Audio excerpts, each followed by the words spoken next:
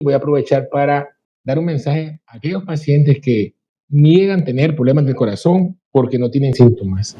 Hoy vi en la mañana una señora de 45 años hipertensa que había presentado 220 con 120 presión arterial y solo había tenido náuseas y vómitos. Ella refiere que normalmente, aunque tiene la presión alta, nunca siente nada. De pronto que al preguntarle sobre cómo anda su presión promedio, ella refiere que no lo sabe porque como no tiene síntomas, nunca se chequea la presión.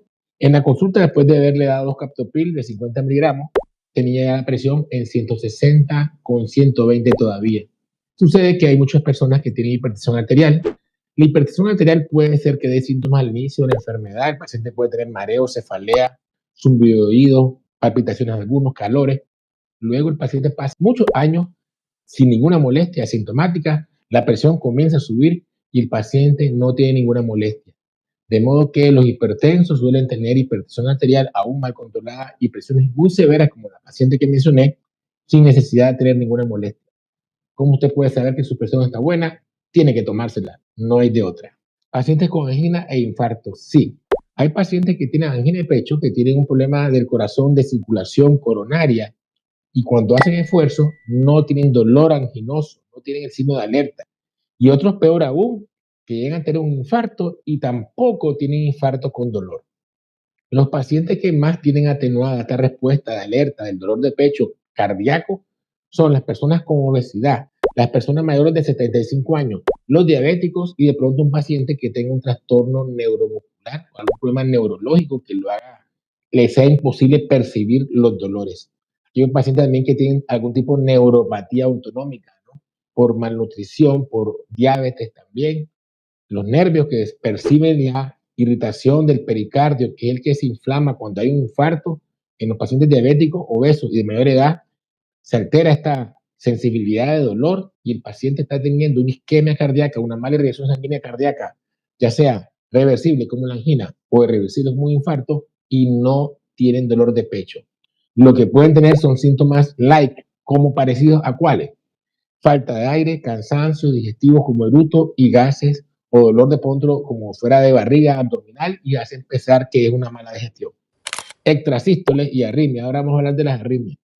Tanto la fibrilación auricular, que es una arritmia irregular, donde todos los latidos cardíacos son irregulares, ninguno es igualito al otro, y que esta arritmia da riesgo de embolia, la mayoría, el 60% de 10, 6 personas, no la sienten.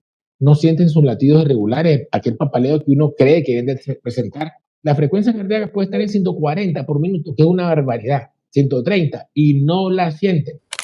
Extrasístoles, también, tanto las ventriculares como las supraventriculares, mucha gente tiene miles de extrasístoles, 20.000, 25.000, y no las perciben. Contrariamente, a veces hay personas que tienen poquitas extrasístoles que no son peligrosas a la hora de ver un Holter, un examen de 24 horas de su ritmo, y notamos que son tan escasas, pero el paciente las siente y siente que algo le va a pasar, le da miedo. De modo que hay una disociación. A veces vemos pacientes que tienen miles de extrasístoles y que a mí como médico me interesan, me preocupan y no las percibe el paciente. Y otras veces que vemos hay pacientes que tienen muy poquitas, que sabemos que no son peligrosas, que no va a pasar nada, pero el paciente las percibe. Y como último, para ya terminar con esto, me pasó ayer con un señor de 84 años. Sucede que él dice que no tiene nada, que no padece nada. Y cuando me enseña la lista de medicamentos, toma warfarina, propafenona, que eso va asociado a que tiene fibrilación auricular. Y como todo paciente que tiene fibrilación auricular, hay que hacerle un ecocardiograma para ver cómo está su corazón. Le hicimos el eco y sucede que el señor tiene fracción de eyección 37%. Es decir, que tiene insuficiencia cardíaca. Pero este señor también tiene problemas del oído, no camina muy bien, se marea, entonces camina despacio. Cuando yo le pregunto si se cansa, dice que no se cansa. Mire, usted no tiene falta de aire, a pesar de que su corazón se contrae mal, porque simplemente usted no camina casi nada, camina poco. Usted camina muy despacio por su limitación a la hora de desplazarse y por eso que no siente falta de aire. Pero si usted no toma los medicamentos apropiados para la insuficiencia cardíaca, su enfermedad va a progresar, va a empeorar y un día va a terminar acá en emergencia con ahogo o falta de aire terrible. Usted tiene que tomar estas medicinas a como es para evitar que esta enfermedad progrese. Entonces, este señor tiene fibrilación auricular y no la percibe. Tiene insuficiencia cardíaca y no tiene disnea. Y es de mayor edad. Eso puede influir. De modo que inclusive existe algo que se llama insuficiencia cardíaca asintomática.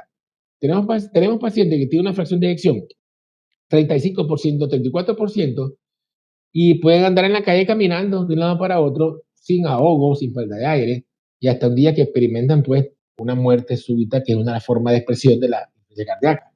Insuficiencia cardíaca termina o con muerte súbita o con empeoramiento de la función ventricular. Un paciente que se cansa, empeora, hacemos todo lo posible, agregamos más medicamentos y no logramos controlarlo. Resumo y termino. Hipertenso severo, muchas veces, aunque anda en la presión, como la señora que vi hoy, 160, 120, no tenía ninguna molestia. Realmente ocurre cuando la hipertensión es de larga evolución. La angina de infarto, sí, puede haber angina de pecho, una isquemia cardíaca, y mucha gente no percibe dolor, sobre todo cuando son diabéticos, tienen obesidad, algún trastorno neurológico de percepción de la sensibilidad, y también personas de mayor de 75 años. Tercero, arritmias. Sobre todo, digamos, la que más nos interesa podría ser la fibrilación auricular, porque es una arritmia que predispone a riesgo de embolia cerebral. Y muchas personas no sienten la irregularidad de su ritmo cardíaco, aunque sea muy rápido, esté 130, 140, no la perciben, de modo que a veces debutan con una embolia. Y hasta ese momento que el paciente llega a emergencia y tiene el derrame cerebral, nos damos cuenta que tenía la arritmia previamente. Y a veces ahora decimos, qué lástima, esta señora, este paciente, si alguien lo hubiera diagnosticado antes, hubiera recibido el tratamiento anticoagulante preventivo y no hubiera terminado con una embolia cerebral, que muchas veces son fatales. Y por último, hablaba de la insuficiencia cardíaca asintomática, que muchas veces es asintomática cuando es, cuando es poco a poco y no es por infarto. ¿Cómo es eso, doctor? Ok, hay enfermedades del corazón que lo van afectando al suave, poquito a poco, cuando son crónicas.